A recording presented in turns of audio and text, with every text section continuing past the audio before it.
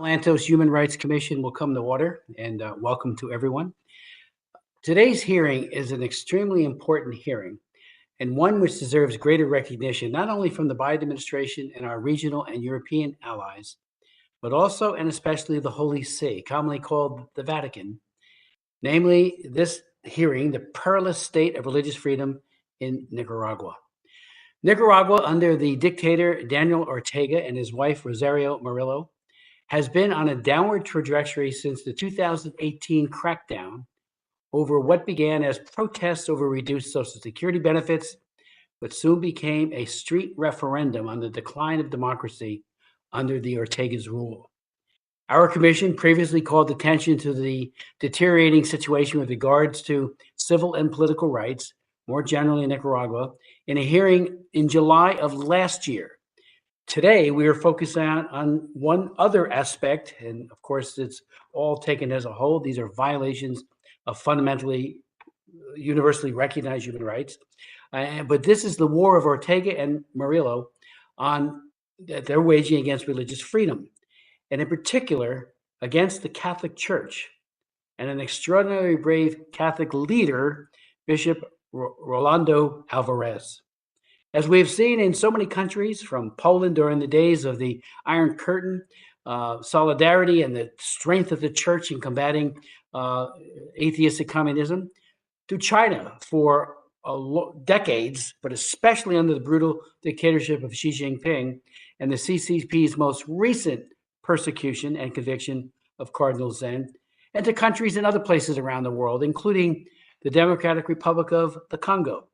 The faith community, and the Catholic Church in particular, have often been the strongest institutional voice against tyranny and in the promotion of respect for human rights.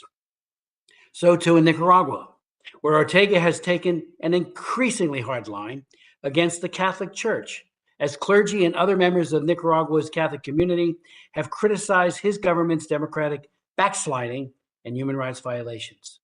Among other statements, Ortega reportedly has referred to priests as killers, terrorists, coup plotters, and accused the clergy of working on behalf of American imperialism. This is what psychologists refer to as projection.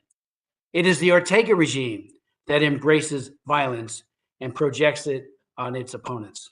The Catholic News Agency reports that over the last 4 years, the Catholic Church has been the target of some 190 attacks and desecrations. Such attacks have included fire bombings, blockades, increased patrols, arbitrary arrests, expulsions, and closures of religious media outlets. In 2019, for example, Monsignor Silvio Baez, a critic of the Ortega administration, revealed that he faced harassment, received death threats, and had been beaten. In March of 2022, Ortega withdrew the credentials of the papal nuncio in Managua, Archbishop Vladimir Stanislav Summertag, and expelled him from the country. In August of 2022, per Ortega's orders, the Nicaraguan National Police, or NNP, closed 7 Catholic radio stations due to their criticism of the Ortega administration. So much for free speech. It does not exist in Nicaragua. The NNP also placed Bishop Ronaldo Alvarez of the Diocese of Matagalpa, along with 5 priests, under house arrest, and then took him into custody, where he was kept incommunicado. Just a day before yesterday, we learned that Bishop Alvarez was finally brought before a Nicaraguan court and formally charged with the laughable crimes of, quote, conspiracy to undermine national integrity and spreading, quote, false news through informational technologies. I have the press release of the Managua Central Judicial Complex detailing these charges, which I, with unanimous consent, would enter into the record. I also note that another priest who was forced into exile from Nicaragua, Uriel Antonio Valleos, is named, and the court has called upon Interpol to seize him. This is another abuse, namely the corrupting of the Interpol red notice system by tyrannies such as Nicaragua, Russia, and the Chinese Communist Party. Many, myself included, have also questioned why the Holy See and Pope Francis, in particular, have not been more vocal in light of this persecution of the church and a courageous church leader like Bishop Alvarez, not to mention the expulsion of the Sisters of Charity, Mother Teresa's order of nuns from Nicaragua this past summer. They were reportedly forced to leave the country overland on foot to Costa Rica. We also know that the Ortega regime has repeatedly denied requests by political prisoners for Bibles, denying them even this small spiritual solace.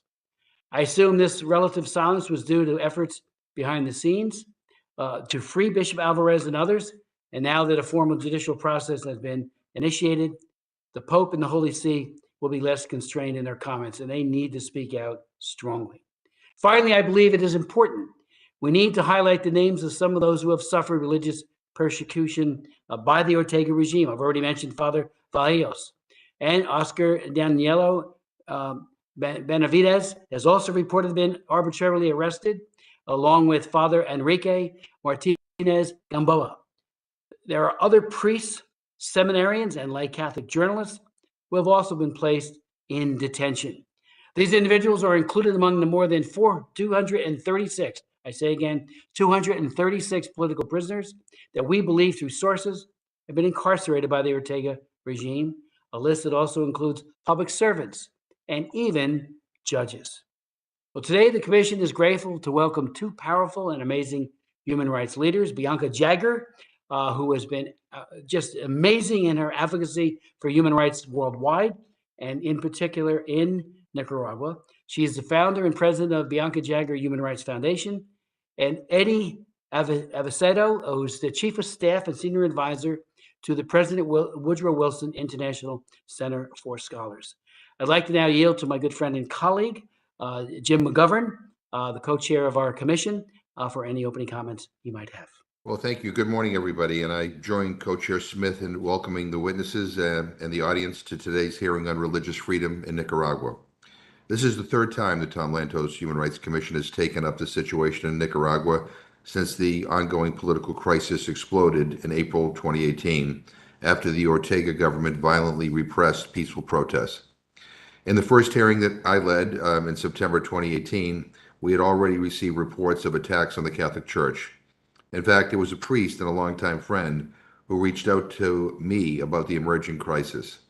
The Ortega government began going after the church because priests were safeguarding the rights of protesters and criticizing repression.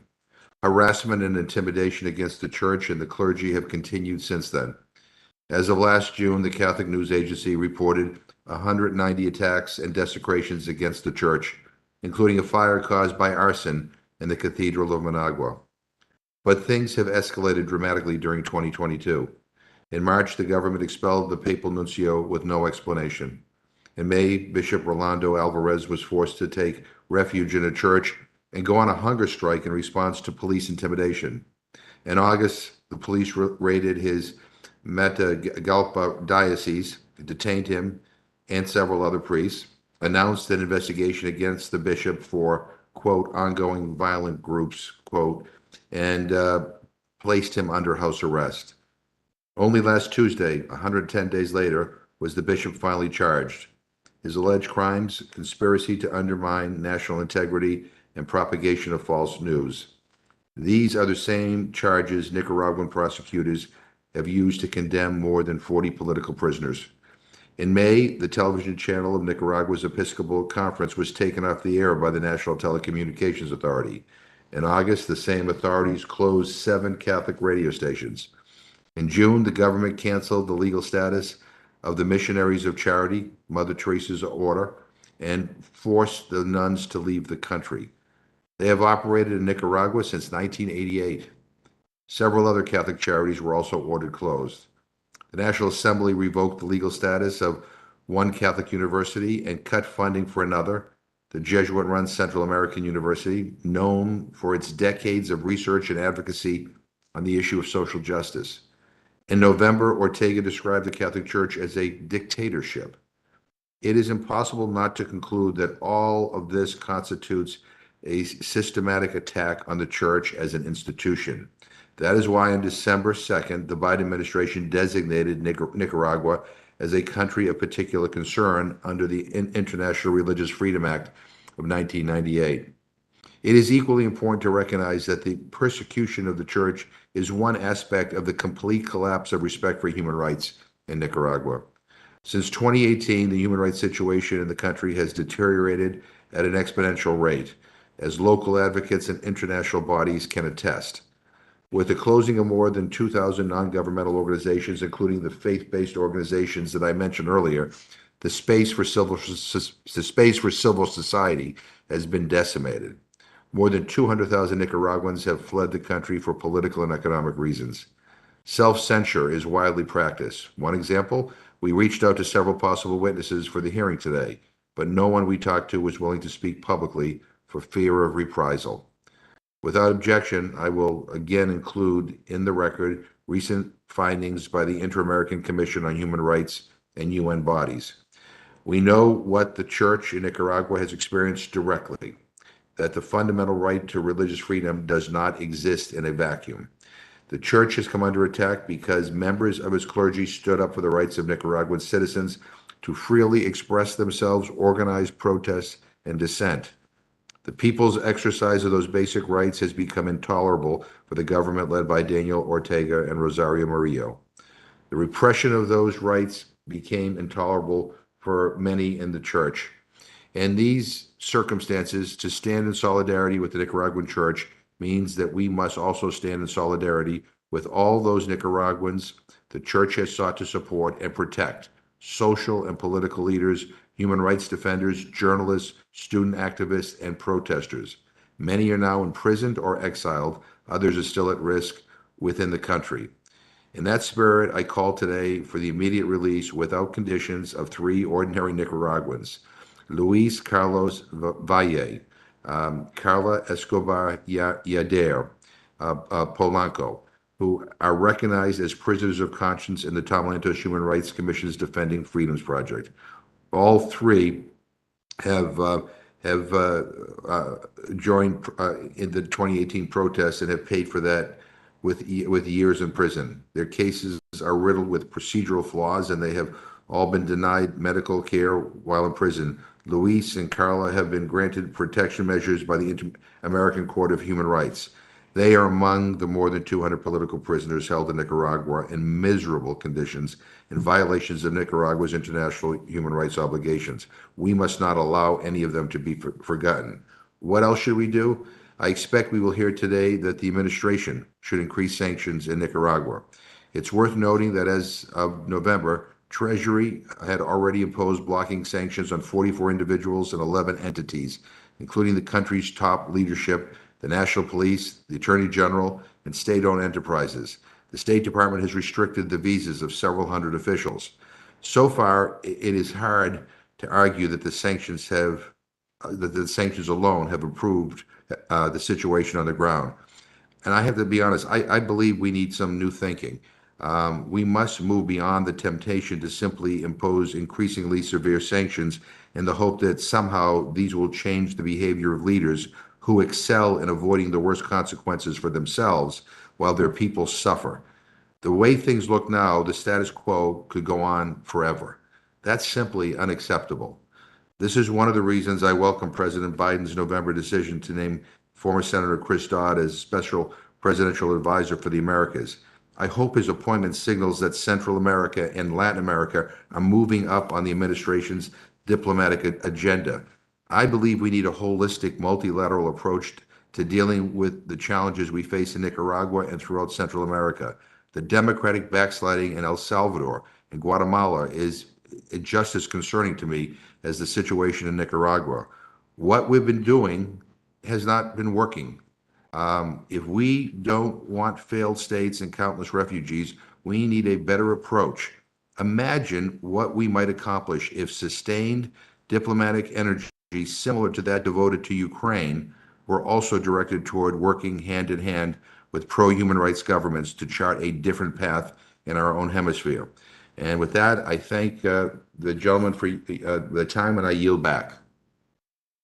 I thank my good friend for his statement. And we are joined by Maria Elvira Salazar, who has been very outspoken, articulate, and matter of fact, one of the most knowledgeable people on Central America and other human rights issues over decades. She has joined us, and I yield to her such time as she may consume.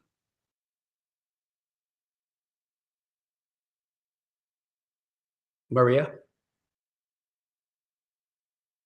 Yes, thank you, Congressman. Yes, Smith, and delighted to be with Jim McGovern, whom I have known in Nicaragua. I met him there, and Mrs. Jagger and Eddie Acevedo, whom I know very well. I am as concerned as all of you, and I'm delighted to hear from Jim McGovern, Congressman McGovern, that we need to do more. And the question is, what can we do? Ortega, we have been talking about this topic for the last 35 years when we met in Nicaragua. And I was a news reporter, I'm a rookie, and you were a staffer. and we were all concerned and still were concerned. And so what do you think the Biden administration could do? What type of signals do we need to send to Ortega, who has been in the political scene for Nicaragua for the last 40 years? Now that I believe that this administration did not send stronger signals in November to point out to this dictator that he could not steal the elections the way he did and put 7 presidential contenders in jail. One of them, our very good friend, Arturo Cruz. So I would love to hear from you, Jim, and from the other panelists. What else do you think we could do at this hour when Ortega has done the something that was unthinkable, hit on the Catholic Church? I yield back. Thank you so very much for your statement and your leadership. I just before we go to our distinguished witnesses, I've worked on this issue since the early 1980s. Was elected in 81, but I'll never forget a meeting that Tony Hall, Frank Wolf, Bob McEwen, and I had with Ortega. He thought we were coming to praise him. It was in 1984, and we asked him hard questions about human rights and the pervasive use of torture. And when we left, his news media went ballistic over our visit. He thought we were coming, as I said, to praise this dictator, and we did just the opposite. We asked him hard questions. So you're right. There's been decades of repression by Daniel Ortega, but now he's gone to a new low point. And I do think we have to be even more aggressive in holding him to account. And we have not done all that we can do. CPC is a very good thing. I helped create it back in 1998 with Frank Wolf and wrote another law named after Frank Wolf on country of particular concern. But let's hope that the sanctions that are prescribed in the CPC designation are immediately and comprehensively applied to Nicaragua. So thank you for your comments. Now I'd like to go to our very distinguished witnesses and begin to say how pleased we are to welcome back Bianca Jagger. Bianca is a founder and president and chief executive of the Bianca Jagger Human Rights Foundation, which she established in 2005 to be a force for change and a voice for the most vulnerable. Ms. Jagger has committed her life to defending human rights, civil liberties, peace, social justice, and environmental protection throughout the world. She works to end violence against women and girls, to abolish capital punishment, and advocates for the rights of indigenous peoples and future generations. She is Council of Europe Goodwill Ambassador, a member of the Executive Directors Leadership Council for Amnesty International USA, the IUCN Bond Challenge Ambassador, and she has received numerous prestigious awards, including the Right Livelihood Award in 2004, also known as the alternative to the Nobel Prize. On a personal note, this is the third time that Bianca has testified at a hearing that I've chaired. In 1998, she gave extremely moving testimony before the House Committee on International Relations Subcommittee on Human Rights in a hearing that we called The Betrayal of Srebrenica. Why did the massacre happen, and will it happen again? She again appeared before our commission in another hearing that I chaired, and that was on political prisoners in July of last year. For those who have not heard her speak before, let me say that There are few advocates who are as informed, articulate, and passionate as she is. There is no greater voice for the persecuted church in Nicaragua than Bianca Jagger, and her consistent advocacy on behalf of religious prisoners of conscience, and in particular Bishop Ronaldo Alvarez, who just this week was finally accorded at least a judicial process, which I think will be a sham as well, she has helped to keep the issue in the forefront. Indeed, just this week, we saw two major news articles come out of the Ortega regime's assault on the church. One was by Mary O'Grady in the Wall Street Journal, and the other by Susan Crabtree in Real Clear Politics. And without objection, we will make both of those very, very incisive articles as part of the record. So again, I thank you, Bianca. Secondly, we'll hear from Eddie Avesedo, who is no stranger to Capitol Hill. I've known him for decades as well. And because of his tireless work over the years, is someone well known to both me, our office, and to offices both in the House and the Senate. Eddie spent over 15 years in government service at the intersection of domestic and foreign policy, and advocates on behalf of U.S. national security objectives, democratic values, and international cooperation. From 2011, when I first met him, to 2017, Eddie served as the senior professional staff member overseeing the Western Hemisphere portfolio for the House Foreign Affairs Committee, and later became the senior foreign policy advisor and subcommittee staff director for the subcommittee on the Middle East and Africa for Chairwoman Ileana Ross-Layton, where they enacted several bills into law, including matters relating to Israel, Jordan, Venezuela, and Nicaragua.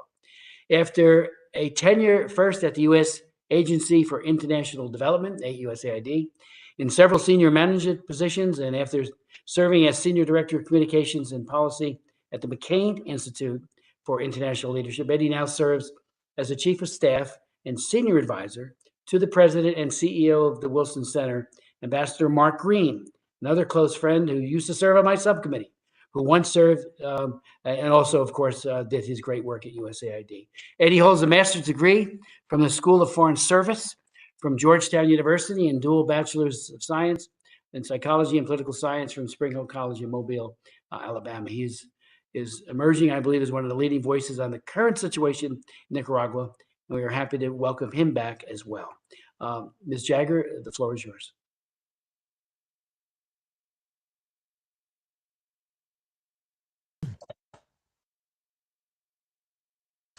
Well,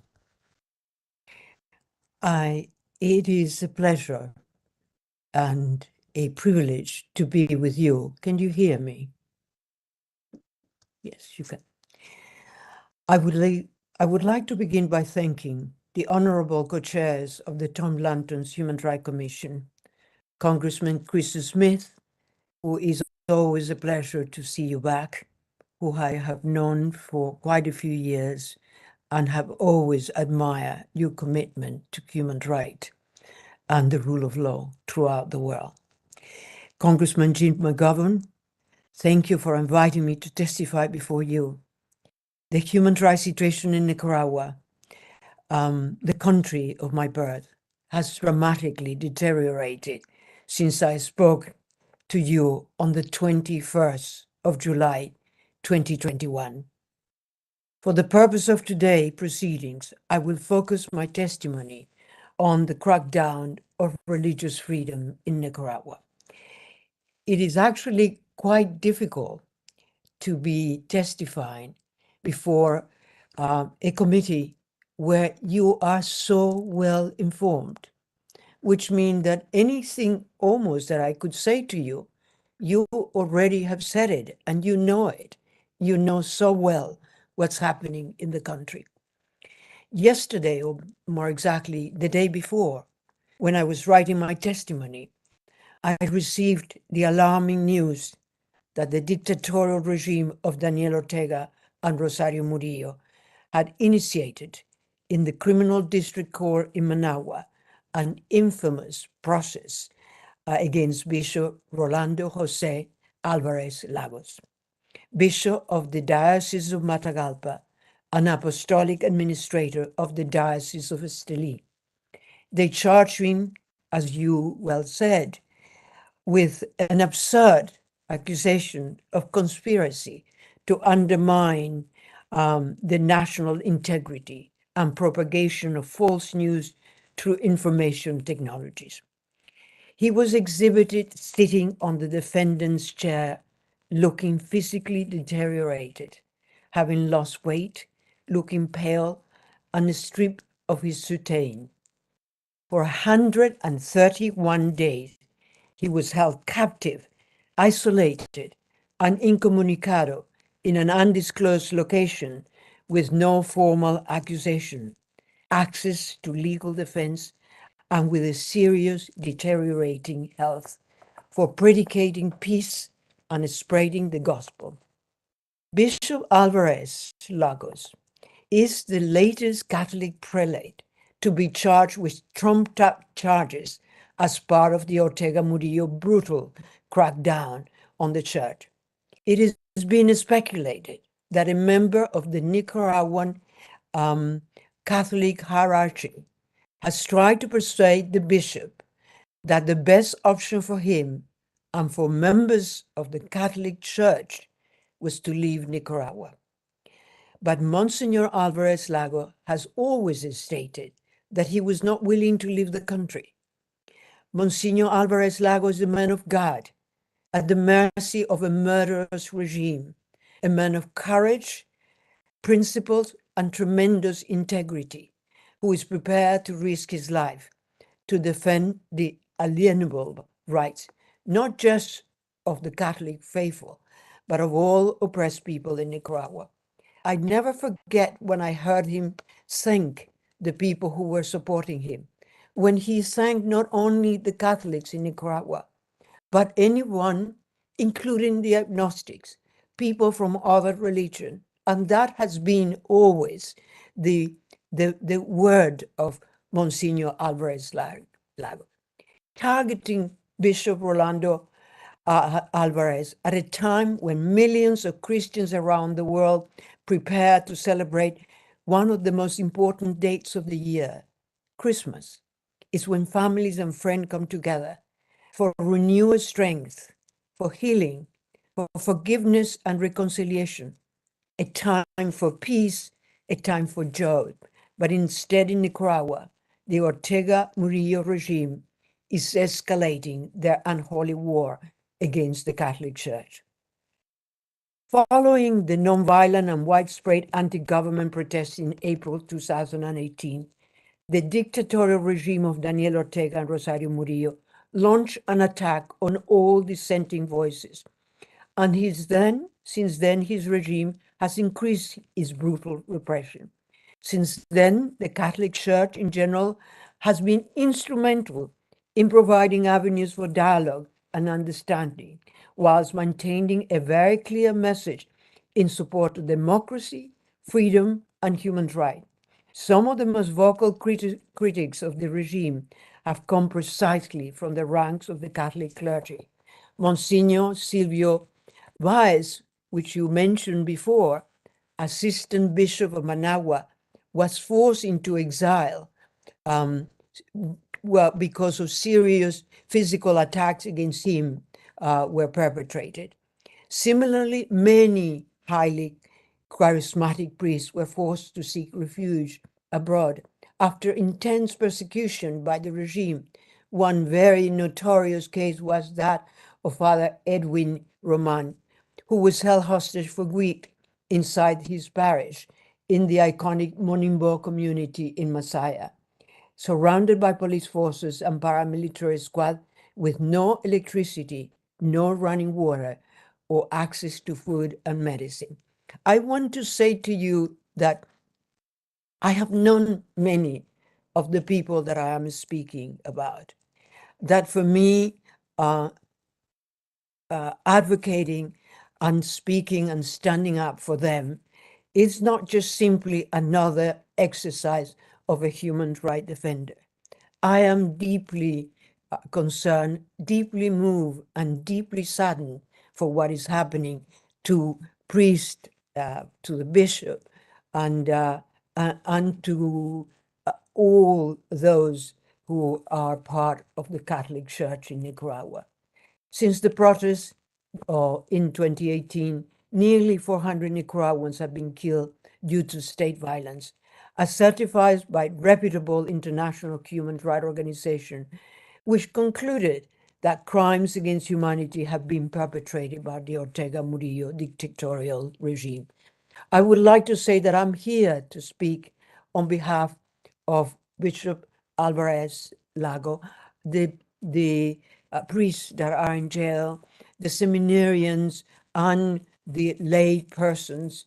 But I am here also to remind you, even though you had a hearing where I spoke to about all the political prisoners that are in Nicaragua today, political prisoners whose lives are at stake, who are being victims of torture, many of them with very serious health issues that we shouldn't forget. And I'm sure that Bishop Alvarez and the priests that are in jail will be the first who will be supporting that. Two fundamental pillars of Nicaraguan democracy, the Catholic Church and the independent media, have been practically trampled by the Ortega Murillo regime. Ortega accused them of being accomplices of an alleged coup d'etat in 2018, a spurious claim which has never been proven. To silence and frighten the Nicaraguan people, Ortega and Murillo launched an unprecedented crackdown on the freedom of the press by closing and confiscating some of the most important independent media in Nicaragua, such as El Diario, La Prensa, Confidencial, Canal 100% Noticias, and Radio Darío, and many, many others. And this is not, unfortunately, the hearing for that.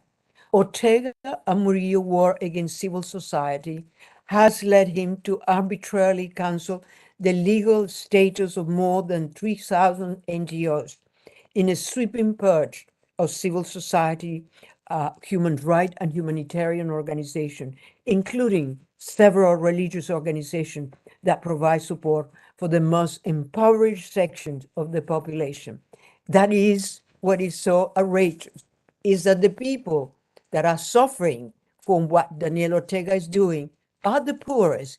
It is not really, as many think, that when we ask for sanctions, we will be causing more suffering to the people of Nicaragua.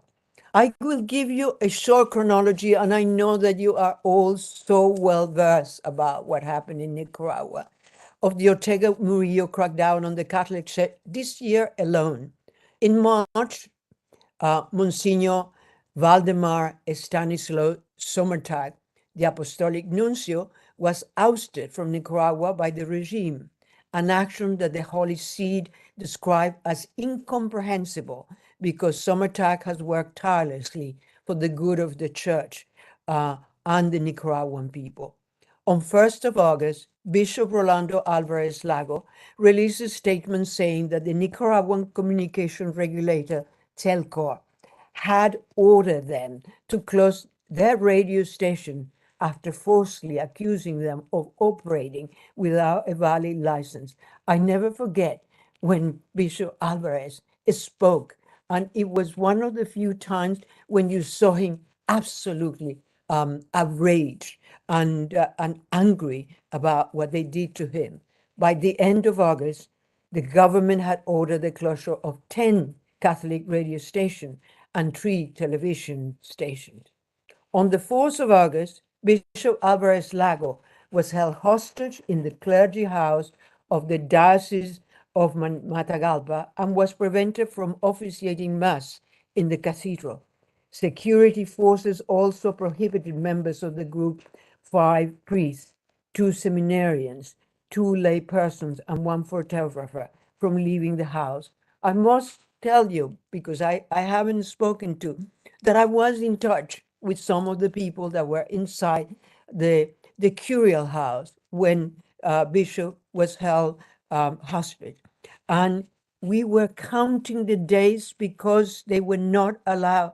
The police was encircling and blockading the house for 15 days and not allowed anyone to go in and bring them food and bring them water or necessary medicine. And I was counting the days thinking, when will they run out of food? Are they going to try to starve them inside? But in the early hours of the 19th of August, and I will tell you that on that night, I had spoken to someone about how they were. And because as well, I wanted to, I was continuously concerned about this issue of the food. And so at 3 in the morning in Nicaragua, the special forces of the regime violently broke the door and forced their way in to kidnap Monsignor Alvarez Lagos and his companions. They were taken in separate vehicles to the others of his companions were taken to the notorious prison of El Chipote and since then have been formally accused of conspiracy to undermine national integrity and spreading of fake news in detriment of the state of Nicaragua, all in accordance with the Russian-inspired amendment made on the penal code by the regime to late 2020. On the 13th of December, 2 days ago, as I mentioned above, they brought Bishop Alvarez to court to face charges. And last Sunday, on the 11th of December, two journalists, Manuel Obando Cortedano and Wilberto Artola from the media diocese of Matagalpa, were kidnapped by the police, and their whereabouts are unknown as far as I know. It could be that they are already in El Chipote. Holding a bishop captive, the imprisonment of priests and seminarians, the relentless persecution that is forcing many of them to flee the country to save their lives, preventing them to return to their own country, and also expelling dozens of foreign priests and nuns, such as the case of the missionary of charity of the Order of Mother Teresa, are some of the cruel and unspeakable methods used by the Ortega Murillo regime to crack down on the Catholic Church. And you know, when I was writing this speech, I keep saying, is it just simply to crack down on the Catholic Church, or is it to destroy the Catholic Church in Nicaragua? If we really look closely to this, and I think that unfortunately, that the Holy Seed and as well Cardinal Brenners have believed all throughout this that there was a possibility of a dialogue with this murderous regime. And I have asked and I have pleaded with His Sanctity Pope Francis to please condemn the regime of Daniel Ortega, to please intercede on behalf of Monsignor Alvarez and the priests that are in jail and the seminarian and the Catholic Church in Nicaragua as an institution. And I've been hearing the argument that there is a need for a dialogue with the country. Well, Congressman and Congresswoman, I think that you know that as a human rights defender throughout my life, I have always believed that one should follow a path of dialogue. But I always believe that one follow that path when there are some possibilities, not when you're dealing with a regime that is committing crimes against humanity and that every day is increasing the persecution of the church, of the people of Nicaragua, that is increasingly torturing the political prisoners. How can that be? And will we now hear from His Sanctity Pope Francis and from the Conference of Bishops in Nicaragua and from Cardinal Brenners? I hope we will. Amidst the terrible state of persecution, the regime has increased the shutdown on any public activities or event of religious nature, especially in those cities, neighborhoods, or communities where the regime has no absolute control through their police forces or paramilitary squad. That is precisely the case of Masaya. Some of you who know Nicaragua, Masaya was the birth. It was the city that was so important for the Sandinista revolution. but that today stand valiantly denouncing what Daniel Ortega and Rosario Murillo are doing. And let's not forget the North Caribbean autonomous regime and Jinotega, Nueva Segovia, and the persecution of other religions in Nicaragua, because it's not only of Catholics, but of every kind of religion is suffering the oppression of this regime. As you know, Nicaragua is traditionally and culturally a very devout country. The role that religion plays in everyday life is important. Regardless of ideology, class, or race, faith remains a unifying factor. And what is really important to point out, is to show that the persecution of the church has made the Catholic Church more popular among the people. And why am I here speaking to you about Monsignor Alvarez and the other priests? Is that I admire him. He is a prophetic voice. He is a man of God that speaks to all the people of Nicaragua from all social classes. It doesn't matter whether they're rich or poor, whether they're Catholic or whether they are not. This is a man that has a tremendous power and has a tremendous influence. And that's the reason why Daniel Ortega is using everything against him and why I fear for his life. I don't want to see another bishop killed in Central America. I worked in El Salvador and remember very well what happened there. It is important, Congressman and Congresswoman, that you help and that you use all the avenues and everything that is available to you. You already have a bipartisan legislation, Renaissance, that gives you all the available mechanism to be able to impose serious sanctions against the regime of Daniel Ortega. And perhaps to some of you, it will surprise you that a human rights defender who for many years have questioned the issue of imposing financial and economic sanctions on country, I come to the conclusion that in Nicaragua, you have a big prison where the people are suffering, that you have a terrorist state that is persecuting anyone who dares question what they are doing.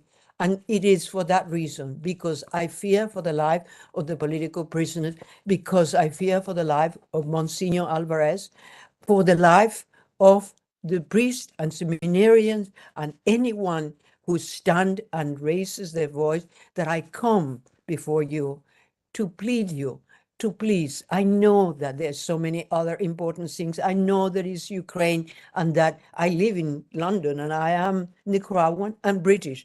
I understand the importance. I know Nicaragua is a very small country. I know we don't have petrol, but we are a very important country from the geopolitical point of view.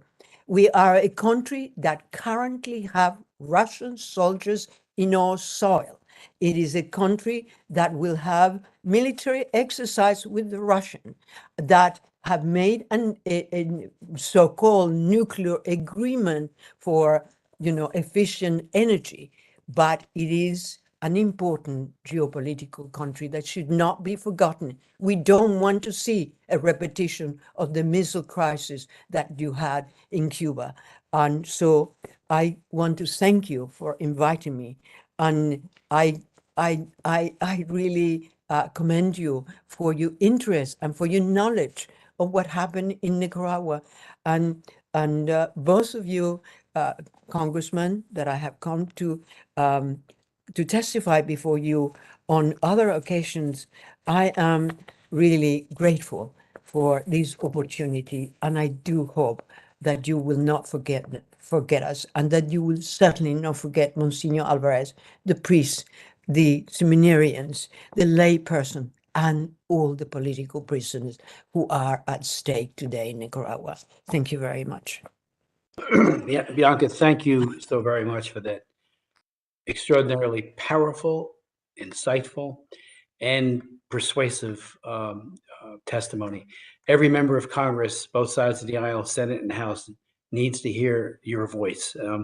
And I thank you for that. You are a tremendous leader and bearing witness in your appeal to the Pope. I mean, it should be a given, like John Paul II, with solidarity, standing hand in hand with those who are fighting for freedom and against repression. I join you in appealing to Pope Francis and the Secretary of State Perilous to make sure that his voice is heard in a very, very serious way. It has not been. So hopefully your appeal today will help move that in that direction, because the sooner the better. We can't just sit while an existential threat has become a reality against the Catholics, and as you put it, against all the other faiths as well. This is militant atheism at its worst, to quote Solzhenitsyn, going after the people of faith and hating God as well. And that's exactly what Ortega is doing. I'd like to now yield to Eddie for his testimony. And again, thank you, Bianca. Thank you so much, Co-Chair Smith, Co-Chair McGovern, and members of the Tom Lantos Human Rights Commission. Thank you for holding this important hearing on the atrocities occurring in Nicaragua under the ruthless regime of Daniel Ortega and Rosario Murillo. As a former staffer that worked on the House Foreign Affairs Committee with Congresswoman Ileana Ros-Lehtinen, it is an honor for me to be here today. I personally witnessed Ms. Ros-Lehtinen work hand in hand with many of you, including the Honorable Tom Lantos himself, on many important human rights matters and demonstrated how we could be the voice for those oppressed abroad. The International Religious Freedom Act institutionalized the significance of protecting and advancing religious freedom around the world as part of our foreign policy. The Universal Declaration of Human Rights reaffirms that religious freedom is a universal human right for all. This declaration has been signed and ratified by more than 170 countries, including Nicaragua. However, Daniel Ortega sees religious freedom and communities of faith as a threat to his authoritarian rule.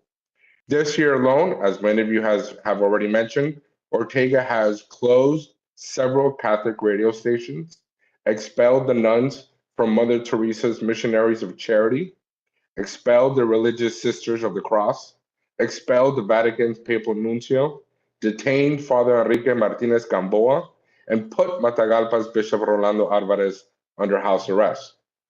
Just this week, the public ministry filed charges against Bishop Alvarez for crimes of conspiracy to undermine national integrity to the detriment of the Nicaraguan state and society. This is despicable. In the last few days, a news reporter of the Diocese of Matagalpa, Manuel Owando, was captured and detained, and Father Uriel Antonio Vallejos was placed on Interpol's Red Notice list. According to recent press reports, at least 11 priests have been arbitrarily arrested.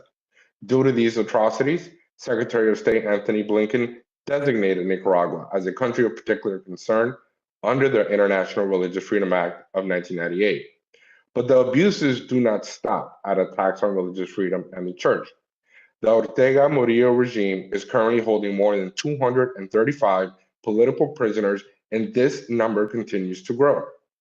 These prisoners being held unjustly face torture, weight loss, human rights abuses, and lack of access to basic necessities, including adequate medical attention. Additionally, they have been denied due process rights and have faced sham trials. They have been held incommunicado for over 80 days multiple times without any phone calls or communication with family members and loved ones, and no access to reading and writing materials, not even Bibles. Put simply, all Nicaraguans are living under an illegitimate, repressive regime that is constantly violating their human rights and denying them basic freedoms. I say illegitimate because Ortega dismissed the Nicaraguan Constitution, which previously barred him from currently being in control in the first place. In November 2011, over 10 years ago, former House Foreign Affairs Committee Chairman Ileana Ros-Lehtinen convened a congressional hearing entitled Democracy Held Hostage in Nicaragua. At that hearing, Robert Callahan, the former U.S. ambassador to Nicaragua, testified that, quote, Daniel Ortega's candidacy was illegal, illegitimate, and unconstitutional, end quote. Ortega rules Nicaragua with an iron fist, and the oppression has been happening for far too long. In April 2018, Nicaraguans went into the streets to protest Ortega's dictatorship and were met with brute force. According to the Inter-American Commission on Human Rights, the number of people massacred is at least 355, with many more injured, including the clergy. During my time at the U.S. Agency for International Development, religious freedom and the aggression of the regime in Nicaragua was a top priority for former Administrator Mark Green and the agency as a whole. USAID allocated new funds to raise international awareness of the Nicaraguan regime's repression of religious leaders and to document human rights violations. In addition to supporting these sort of programs, the U.S. has other tools available to bring about change, and I would like to offer the following recommendations. First, Ortega is not allowing the new Senate-confirmed U.S. ambassador to Nicaragua to enter the country. Therefore, the U.S. should expel the Nicaraguan ambassador to the U.S. immediately. Second, Congress, in a bipartisan manner, has worked hard to hold the Ortega regime accountable through two bills that have been passed and signed into law, the NICA Act and the Renacer Act. However, these bills are not, I repeat, are not being fully enforced. Congressional intent was clear that the U.S. must use its voice, vote, and influence to block loans to Nicaragua unless the loans promote democracy at each international financial institution. Yet, according to Congressman Albiocides, the International Monetary Fund, the World Bank, and the Inter-American Development Bank have loaned at least $1.2 billion to the Ortega regime since 2018. This is unacceptable. Third, the United States must consider expelling Nicaragua from the Central America Free Trade Agreement, DR-CAFTA. While this may be a difficult task, the administration has come up with a unique way to implement similar restrictions. On October 2022, President Joe Biden made changes to Executive Order 13851 by authorizing the United States to be able to prohibit imports from Nicaragua to the U.S., exports from the U.S. to Nicaragua, and to prohibit new investments into the Nicaraguan economy. This is a positive step forward, but these authorities should be executed and utilized immediately against sectors that Ortega, his family, or his private sector collaborators control. Nicaraguans today live under an illegitimate tyrannical regime that uses violence, fear, intimidation, unjust incarceration, and state-sponsored killings to maintain its iron grip on the country. We should continue to work in a bipartisan manner with an international coalition to help Nicaraguans. The people are crying out for freedom and continue to put their lives at risk to demand democratic order, justice, and liberty. On a personal note, I would like to say I myself am a Catholic. My educational background is with the Jesuits. I went to middle school and high school in Miami at Belen Jesuit, did my undergrad at Spring Hill College, did my graduate degree at Georgetown, all Jesuit institutions. However, my foundation comes from the Miami Jesuits, who were kicked out of Cuba by Fidel Castro. So they see the world through this important lens. I say that because I recognize that the Pope is a Jesuit, and I believe that we need the Pope and the Vatican to speak up and speak often regarding the atrocities occurring in Nicaragua. Many historians credit John Paul II for helping bring down communism. And he once said, quote, "Freedom consists not in doing what we like, but in having the right to do what we ought," end quote. This is a sort of moral and brave, courageous leadership we need today, not just in Nicaragua, but in many countries throughout the world where the church is under siege by authoritarians. Lastly, I just want to convey a message to the people of Nicaragua. Do not lose hope. Do not lose faith. You are not alone, and we hear your cries. You will prevail in one day, bringing democracy and freedom back to your country. Thank you. Eddie, thank you so very much. And your message to the Nicaraguan people is so well stated. They are not forgotten in a bipartisan way, bicameral, House and Senate, and the American people, most importantly, care for their plight. Many still are unaware just how egregious it is, the things that Ortega is doing. And my hope is that the news media, and we've tried even with this hearing, to get them to cover it, to listen to our two great witnesses, you and Bianca Jagger, because you're sounding the alarm bell in a way that and that goes to the Vatican, that goes to the White House, it goes to the Congress. I mean, I'm glad that President Biden designated Nicaragua as a CPC country. We've called for it before, but now the key is, because it's a two-part law, because I worked with Frank Wolf when he wrote it in 1998, its designation and its implementation of the up to 18 sanctions that could be meted out on a country where religious freedom is being violated with impunity, earning them country of particular concern. So my hope is that step 2 will be done quickly. Don't wait. Part of over the years has been designation followed by inaction. So hopefully there won't be inaction on that.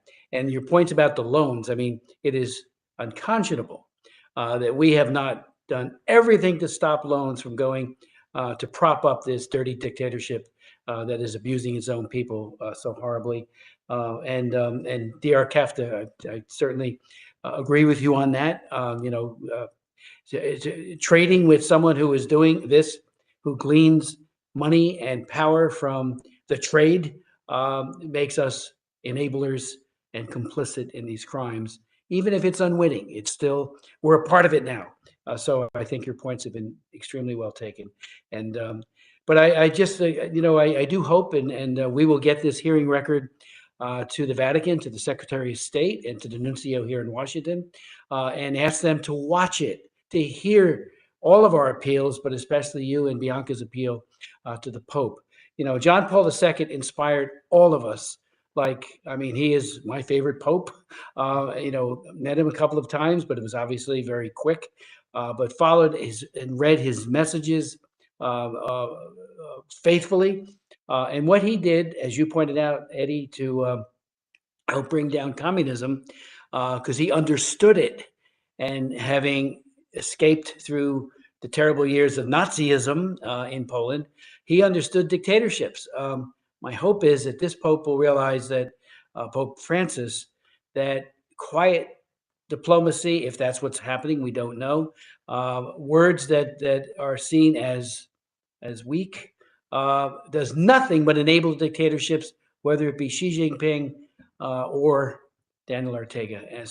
And again, Bianca, thank you for reminding us about the Russians and their foothold in Nicaragua.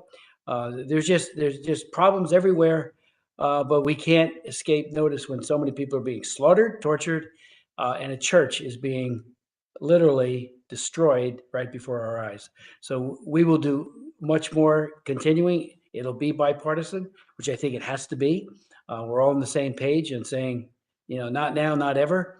And, if we could ever get into Nicaragua, and I've talked to Bianca about this, I'd love to go to the prisons. I've been in prisons all over the world. In Indonesia, when right before Jakarta fell, it had Timor-Leste, East Timor, met with the leader who was there, Guzman, went to Perm Camp 35. Just yesterday, a woman was here who we helped get her husband out of Perm Camp 35 in the Ural Mountains back in the 1980s. So, I think your message about hope is so important. But again, we've got to realize if we could get into the prisons, Gutierrez, the UN Secretary General, has said things. More needs to be said. I do think, we need to be looking at tribunal, to hold this kind of atrocity to account. We know that Charles Taylor never thought for a moment that he would be sitting at The Hague for 50 years for crimes against humanity. But we know that hybrid court in Sierra Leone did an amazing job in holding people who committed atrocities to account, and they're now serving, especially the former president of Liberia, 50 years. And Ortega needs to know that. The ICC could look into this. There are other, these crimes are so massive, and what they do, the ones we know about, are just the tip of the iceberg.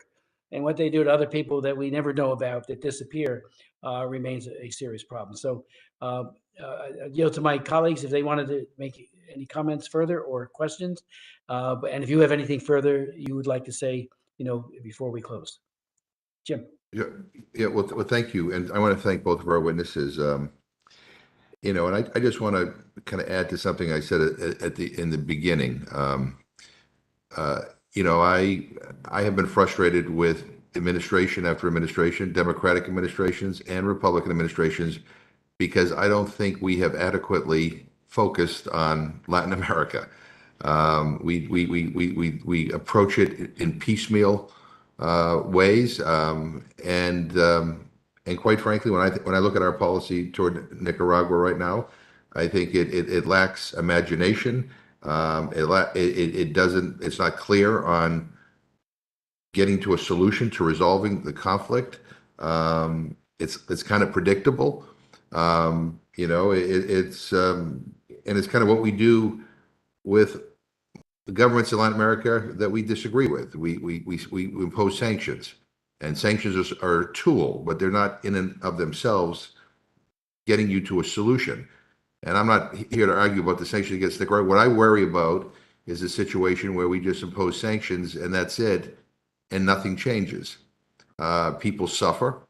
We will have a disagreement on our policy toward Cuba, but I think our policy toward Cuba really hasn't changed the government. It hasn't done anything other than the people in Cuba are suffering, and in fact, people are showing up to our border, and that policy lacks imagination.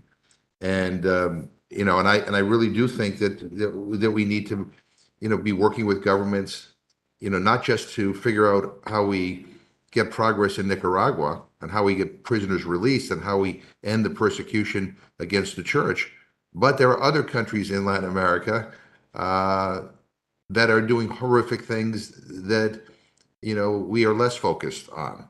I am worried about what's happening in El Salvador. You want to talk about backsliding in democracy? Look at El Salvador, and yet, we're not as focused on that, or what's happening in Guatemala.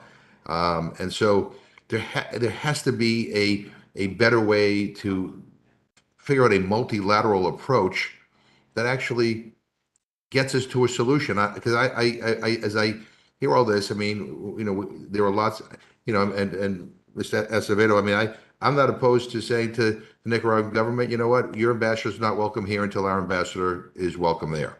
Because I do think ultimately we need ambassadors because we want to keep lines of communication open, because there may be things that we can negotiate and get and help people. But I think that ought to be something, I'm a big believer in reciprocity. You want to treat us this way, you get the same treatment in return. Those kinds of things I think can be useful. But I keep on asking myself, how do you get to the ending we want here? And what is the ending that we are expecting? Because bad governments, even under harsh sanctions, can go on for a long time. We see that with Ortega and Murillo, right? And when I see photographs of them, they're not going without nice meals. They're not going without nice housing. They're not going with. They're getting all the benefits that they've always gotten, and yet the people are suffering. They're suffering from the attacks on religious freedom. They're suffering from the poverty. They're suffering from food shortages. So we have to. I think that there needs to be a greater focus on the region and on how do you build a process that will get us So even if these governments just don't leave now, that they start to open up a little bit. And the final thing I'm going to say is, look, um, I'm a Catholic. I didn't get a Jesuit education, except when I was a staffer a long time ago. I spent a lot of time in El Salvador and at the University of Central America, got an education from those Jesuits, and in fact was the chief investigator for Congressman Joe Moakley of Boston into the murders of the 6 Jesuit priests at the University of Central America.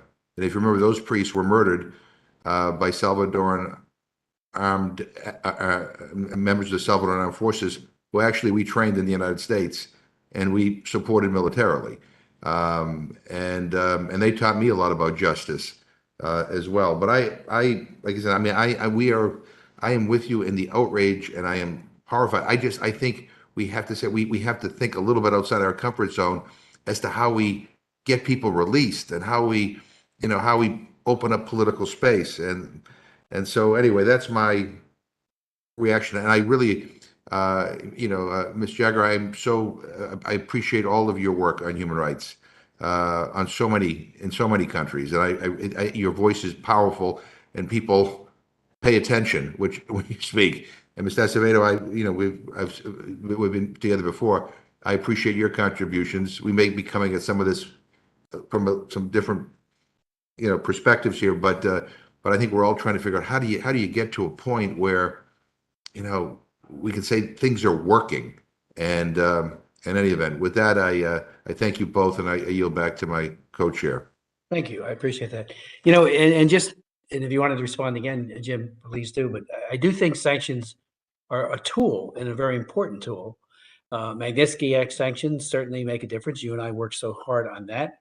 I actually am the author of the Belarus Democracy Act, and we got many political prisoners out from Lukashenko's horrible prisons in Belarus because of it. They're not a panacea. They're not, a brass ring that works every time.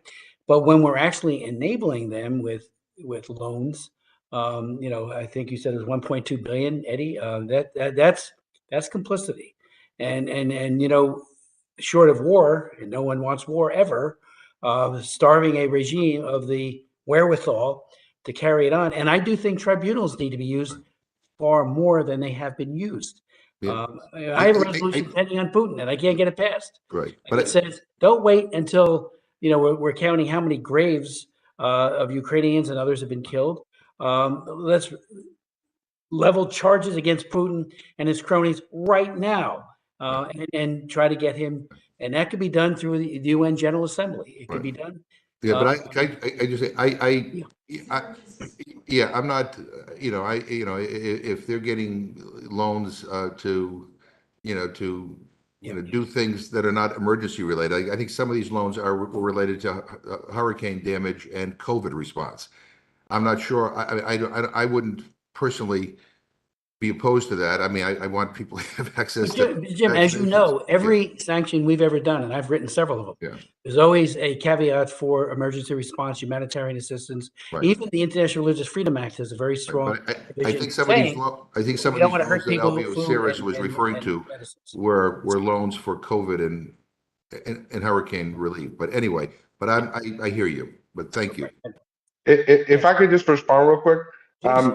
Mr. McGovern, I agree with you completely. I mean, this comes down to, at the end of the day, like you said, we may have some disagreements, but I think we would agree that we need more attention in the Western Hemisphere. The Western Hemisphere plays such an important role for our country, for our interests, and that is what is needed. On the sanctions front on Nicaragua, what happens typically in the last few years is we do a sanction, we make ourselves feel better, we pat ourselves on the back, and then we don't do anything on Nicaragua for 6-7 months. Then we do another sanction, and the clock starts over again. So that is not working, obviously, and we need more attention to the hemisphere. I will say this: you are correct, Mr. McGovern, in terms of some of the loans being COVID related. I would say there's an irony there because the Ortega regime denied the COVID even existed and did not do anything to help the people in response to COVID, and frankly, actually did the opposite in terms of aiding and abetting sort of the disease in the country. So to give him COVID money is a bit ironic. From a U.S. interest standpoint, as you have said, a lot of these people are now speaking with their feet. We see an increase of Nicaraguans, Venezuelans, Cubans at the U.S. border that has to deal with our interests. There's a reason why these people are fleeing these dictatorships and they're coming to our border. So this is something that we need to pay attention to. One last thing that that Ms. Jagger had mentioned that I want to underscore. The Russia piece in Managua is something that needs to be paid more attention to, vis-a-vis what's happening in Ukraine. Let me be a little bit more specific. Ortega has allowed Russian military activity in Managua, just a few miles from the US. He has hosted military hardware from Russia, including T-72 tanks, and even hosted Russia's Tu-160 Blackjack bombers. In June 2022, just a few months ago, Ortega went a step further and had his controlled National Congress pass legislation that authorizes the presence of Russian troops, warships, and military equipment in the country. Russia also has installed a global positioning satellite system in Nicaragua, which many believe is a front to allegedly conduct surveillance and spy on the United States. My point of saying this is whatever activities may be happening in Ukraine vis-a-vis that unprovoked war by Putin, he may respond by what he is setting up in Managua. And if you all remember, back in the day, in the late 1990s, early 2000s, the Russians had a spy facility in Lourdes, Cuba. And many members of Congress, in a bipartisan fashion, worked with the State Department and Secretary Rice at the time to kick out the Russians from Cuba. And we were successful in that endeavor. Now we are looking at Russians are beefing up their activities, not only in Nicaragua, but also in Venezuela. And that is something that I think does not get enough attention. Thank you.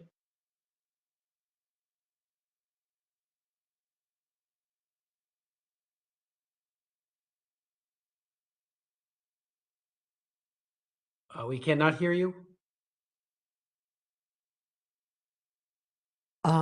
I would like to, if I may, add something else.